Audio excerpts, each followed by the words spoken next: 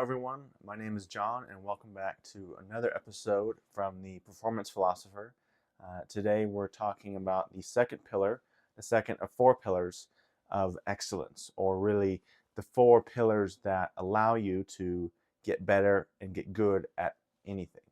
That is the implicit promise of these four videos of whatever piece of life you are working on, whether it's an independent craft, a new hobby, your daily work, or even being a father, being a mother, being a gamer, being whatever.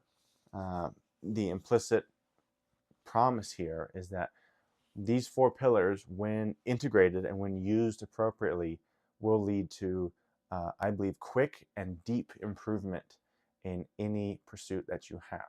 Okay, so we're on the second pillar, which is creativity, and the subtitle of this video is Harnessing Your Inner Rebel. Now, we'll get to that in a few minutes, but first, we want to reintegrate the conversation in the context of the first pillar, which is apprenticeship, which is what the first video was about.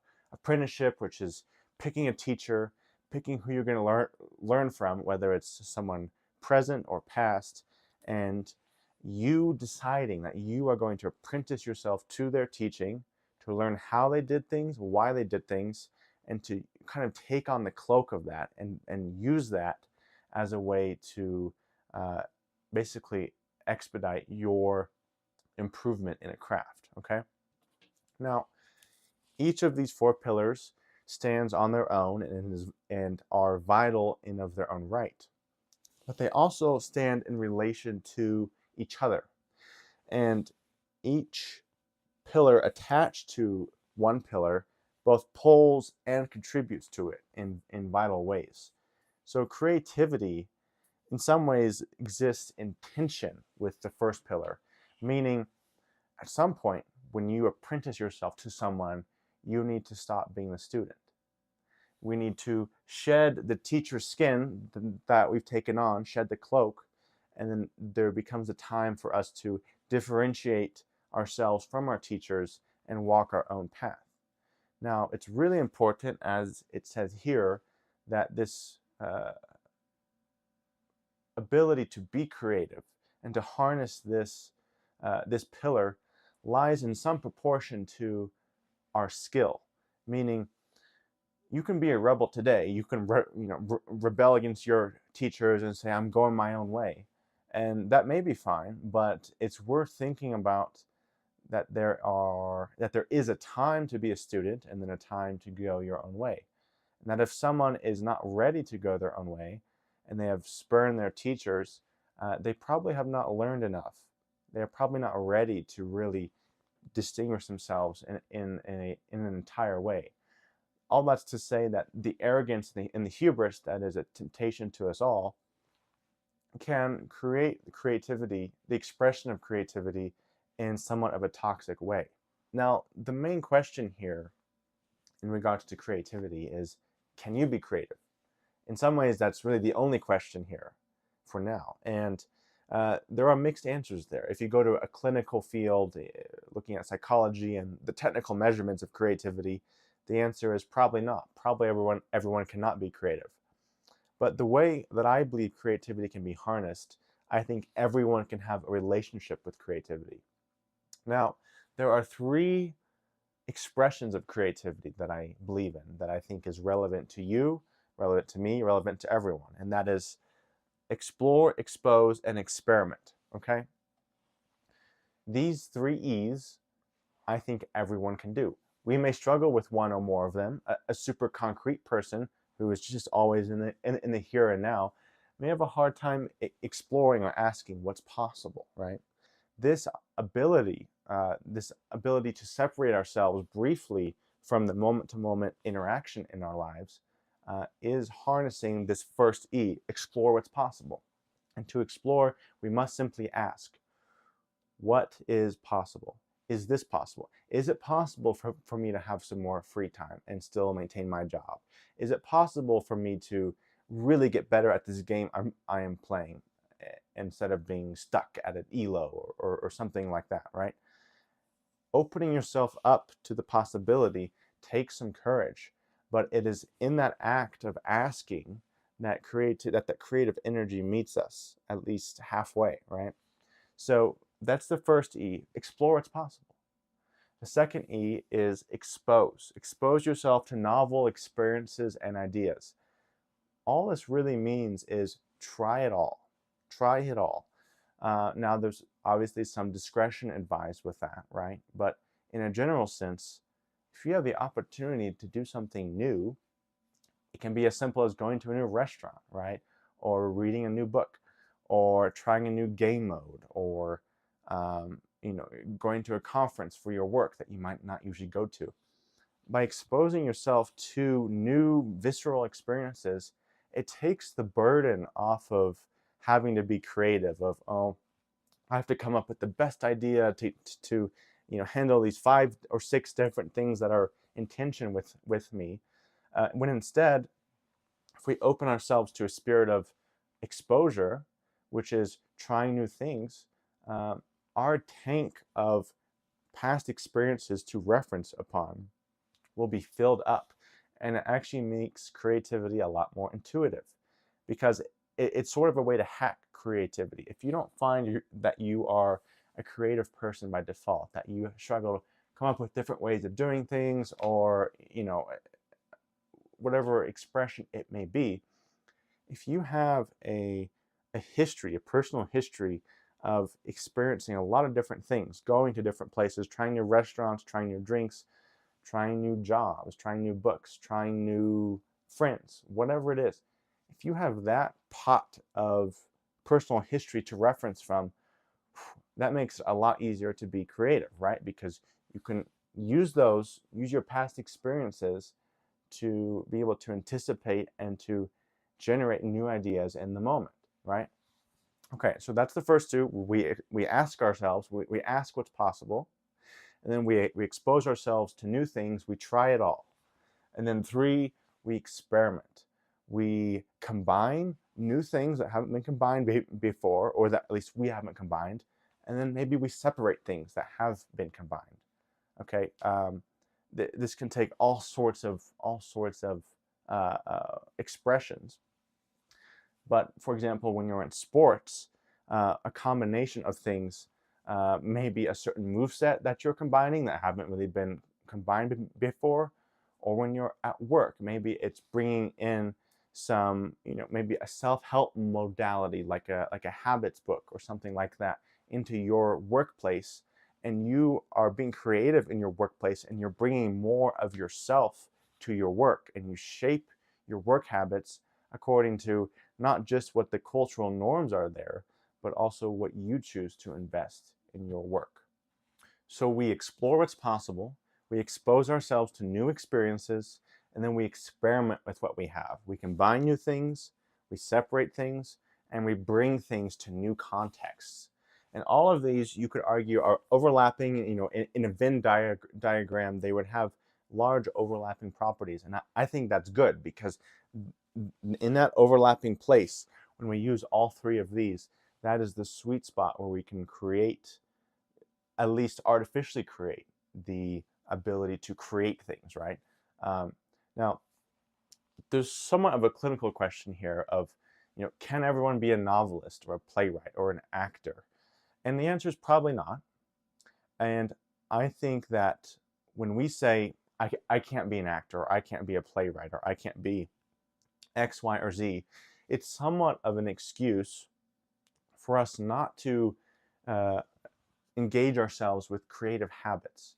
Because while we may not exist in the creative stratosphere of these natural creative geniuses, creativity is still an essential part of being good at something. And creativity can simply mean referencing your past history of experiences and grabbing a moment from there and then combine it with your present situation. That is creativity. It's just more of a concrete, more of an industrious use of what we've already been through. Creativity does not need to be grabbing something from the ether and then having these moments of divine illumination to bring to other people. It doesn't have to be that, okay?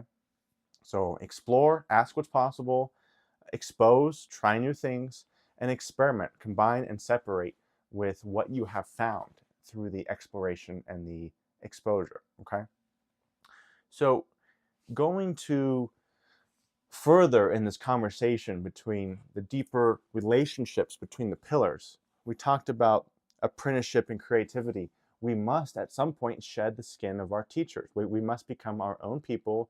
We must use our own thinking, right? It's not just putting on the thinking of our teachers. At some point, we have to think for ourselves, right? Nietzsche had this great quote in the beginning of his book, The Gay Science. I believe it's in the intro, where he says something to the effect of, if you choose not to follow me, then you follow me. In other words, he was having the experience of people wanting to be like him, I think, and wanting to take on his attitude of this definitely countercultural rebel, right? And he saw, I think he saw only a piece of what his presence was to become, because he's such an icon for a countercultural, harnessing that rebel. But what he said was that you, in order to really follow my advice, you have to not follow me. You have to go your own way, and you have to find ways to disagree and to shed the skin of what I've put on you, right? That is absolutely the case for creativity and shedding the skin of our teachers. But there's another piece here, okay? Creativity and apprenticeship kind of pull on each other. But creativity, through this process of creativity, which is how we differentiate ourselves from our teachers and from our parents and from the people who have influenced us and poured into us most directly, through that process, we have this inverse relationship with identity, that as we create, as we differentiate, we find who we are more, okay? And here's another piece here about creativity. There is generally a fear of people have of being creative, because they are afraid of themselves. Maybe they're afraid of what would come up if they just sat with themselves for 20 minutes in silence and had a notebook and wrote whatever came, whatever images, thoughts, or feelings. And there is an implicit spirit of self-rejection and condemnation and fear related to what will happen if I'm truly creative, right? Because there's going to be some things that are hard and that are going to be in tension with other authorities that have been in your life, which is the apprenticeship, right? It's pulling on that. And the point here is that if we can have a little bit of courage to be creative in some ways, our identity will naturally be more clearly revealed to us, and we can become more confident in the expression of our creativity as a result of almost unearthing some of our deeper pieces of our identity, okay?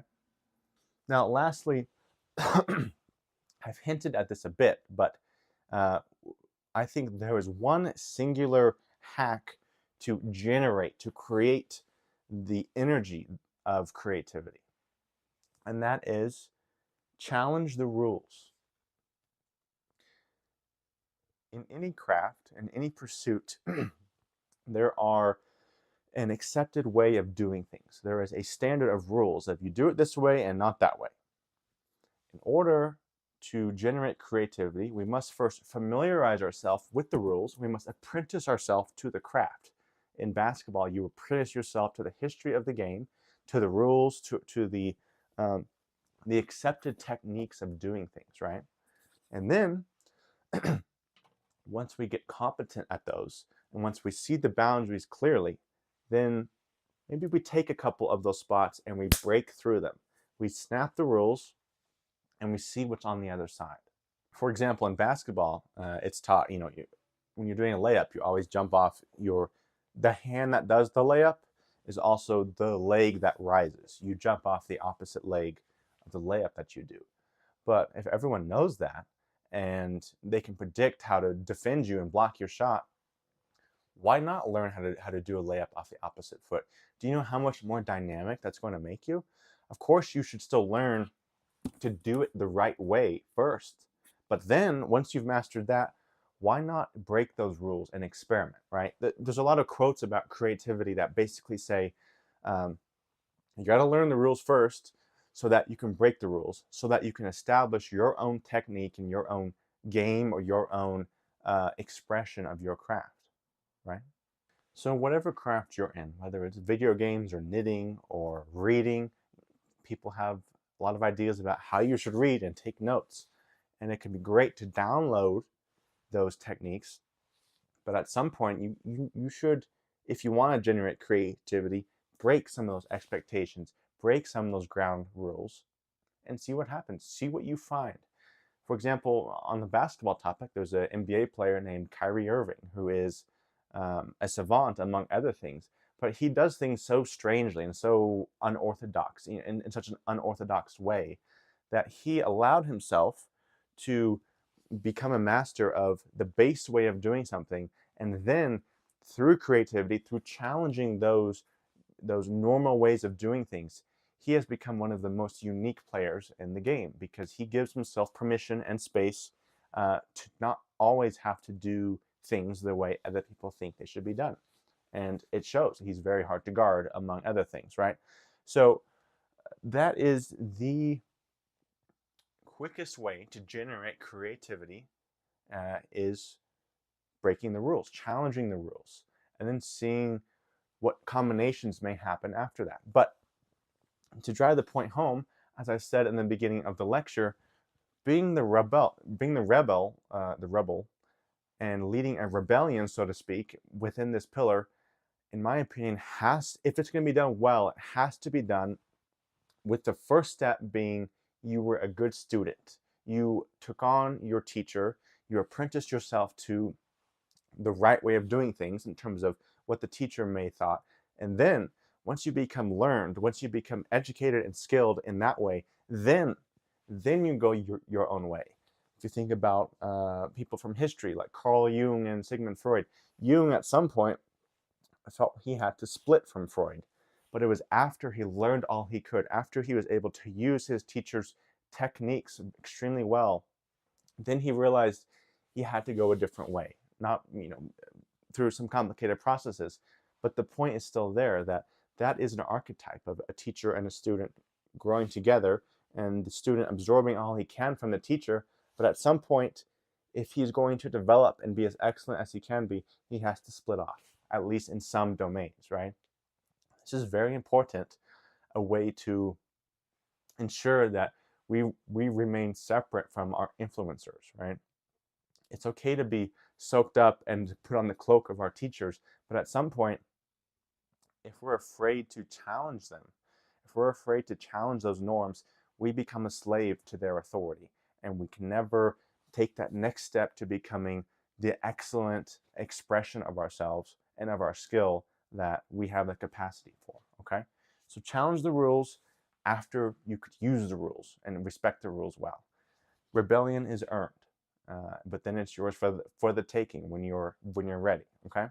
So we shed the teacher's skin, and we expose ourselves to all kinds of new things.